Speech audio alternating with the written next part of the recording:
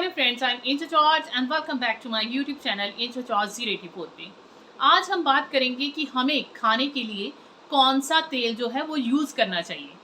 आप देखेंगे कि आपका अगर एलडीएल ज़्यादा हो जाता है, कोलेस्ट्रॉल ज़्यादा हो जाता है या आपको हार्ट प्रॉब्लम होती है, तो डॉक्टर रिकमेंड करते हैं कि आप जो हैं वो रिफाइंड ऑयल यूज़ कीजिए, जो सफोला का है, जो हार्ट के लिए बहुत सारी एड्स आती हैं आजकल। तो आप क्या करते हैं कि उन ऑयल्स को यूज़ करना शुरू कर देते हैं, लेकिन आप देखते हैं कि फिर भी आपका जो है कोलेस्ट्रॉल लेवल है वो हाई ही रह रहा है और आपके खाने में वो सारी न्यूट्रिएंट्स जो हैं आप अपनी तरफ से तो यूज़ कर रहे हैं, लेकिन वो सारी चीज़ें नहीं आपको मिल रही हैं। दूसरी तरफ लोग क्या करते हैं जो कि फाइनेंशियल तौर पे अच्छे होते हैं, वो क्या करते हैं ऑलिव ऑयल यूज़ करना शुरू कर देते हैं। और कुछ लोग जो सामान्य परिवार से हैं वो सोचते हैं कि सेहत से बढ़कर क्या है, तो इसलिए ऑलिव ऑयल को यूज़ करना शुरू कर देते हैं। लेकिन फिर भी ऑलिव ऑयल यूज़ करने के बावजूद भी उन्हें ये सारी प्रॉब्लम्स का सामना करना पड़ सकता है।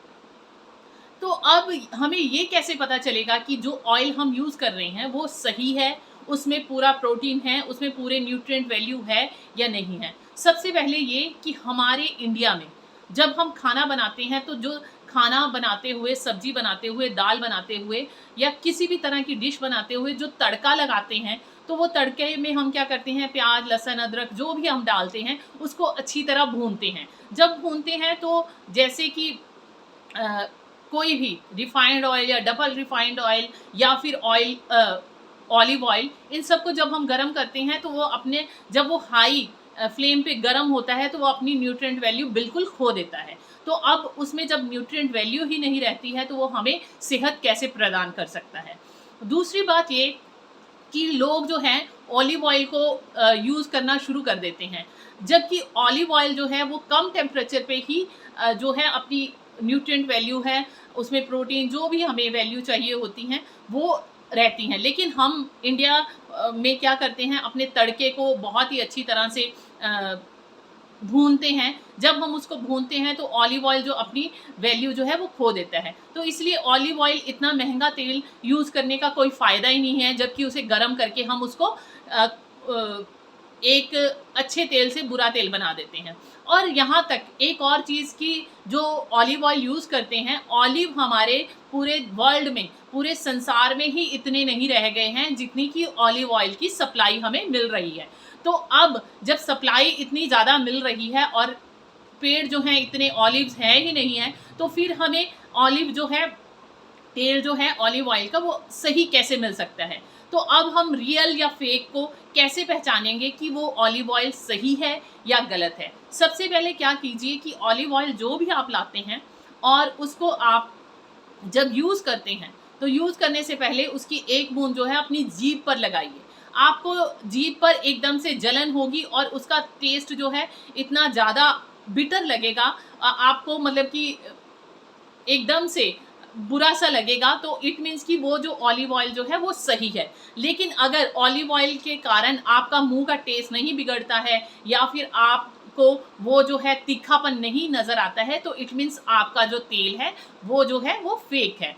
रियल और फेक को इसी तरह से हम पहचान सकते हैं। अब बात करते हैं कि अगर आप रिफाइंड ऑयल यूज़ कर रहे हैं या डबल रिफाइंड ऑयल यूज़ कर रहे हैं, तो उस ऑयल में से जितने भी न्यूट्रिएंट हैं, जितने भी पौष्टिक तत्व हैं, उन सबको निकाल दिया जाता है। जब वो रिफाइन होते हैं तो उसमें से जितने भी पौष्टिक तत्व हैं जो कि हमें सेहत प्रदान करते हैं वो सब खत्म हो जाते हैं। आपका तेल जितना ज़्यादा आप देखेंगे वो फ़िल्टर हुआ होता है और वो चिपचिप भी नहीं करता है। आपका तेल जितना चिपचिपा होगा उतनी ही उसमें प्रोटीन वैल्यू ज़्यादा होगी और वो तेल आपकी सेहत के लिए बहुत ही अच्छा होगा। अब अ, अगर हम देसी घी यूज़ कर रहे हैं तो हमने देसी घी भी यूज़ करना है तो वो अ, गाय का करना है, भैंस का नहीं करना है, क्योंकि भैंस का अगर हम देसी घी यूज़ करते हैं तो उसमें कोलेस्ट्रॉल होता है जिसके कारण हम उसको भी नहीं ले सकते हैं। तो जो हम गाय का देसी घी यूज़ करते हैं उसमें जो है अकॉर्डिंग टू जो भी साइंस ने चेक किया है कि उसमें ज़ीरो कोलेस्ट्रॉल होता है। तो इसलिए गाय का दूध आपने देखा होगा कि जब छोटा बच्चा होता है तो उसको भी रिकमेंड करते हैं कि गाय का दूध ही देना चाहिए। तो इसलिए अगर आप देसी घी यूज़ कर रहे हैं तो देसी घी जो है वो भी आप जो है गाय वाला यूज़ कीजिए, और उसको भी कोशिश कीजिए कि आप गरम करके ना यूज़ करें। उसको भी आप पराठा बना लें या कुछ भी बना लें, और सब्जी बनने के बाद उसमें 1 चम्मच जो है वो डाल के खा सकते हैं। अब बात करते हूँ कि अगर ये सारी चीज़ें हम नहीं यूज़ करें, रिफाइनड ऑयल नहीं यूज़ करें, देसी घी जो है उसको वैसे यूज़ करें, तो अब सब्जी बनाएं किसमें? तो सब्जी बनाने के लिए हम सबसे अच्छा तेल जो है वो है मस्टर्ड ऑयल। मस्टर्ड ऑयल जो है वो कच्ची घानी का ऑयल जो है वो सबसे बढ़िया ऑयल है। उसमें हर तरह के विटामिन्स होते हैं, विटामिन ई, ए और भी बहुत सारे विटामिन्स होते हैं, और उसमें हाई प्रोटीन होता है जो कि हमारी सेहत के लिए बहुत अच्छा होता है, जो कि हमारे को आर्टरी में क्लॉग नहीं होता है, आर्टरी में जाके जमता नहीं है, वो हमारे डाइजेशन के लिए भी बहुत अच्छा होता है। तो इसलिए अगर हम अपनी किचन में यूज़ कर रहे हैं तो हमें मस्टर्ड ऑयल, कच्ची घानी का ऑयल ही यूज़ करना चाहिए सब्जी बनाने के लिए।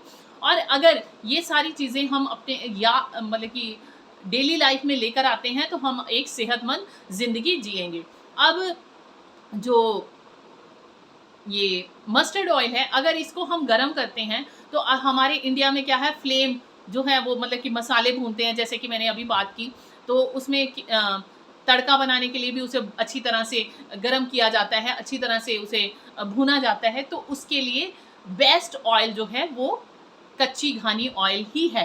तो आप लोग जो हैं इन सब अगर आप ये वाला ऑयल जो है अच्छी कंपनी का लेते हैं, और अगर हो सके तो कोहलू से अगर वो तेल आप यूज़ करते हैं तो आप अपनी लाइफ में सेहतमंद जीवन जिएंगे। तो अब आपको पता चल गया है कि आपको कौन सा ऑयल जो है कुकिंग ऑयल में यूज़ करना है।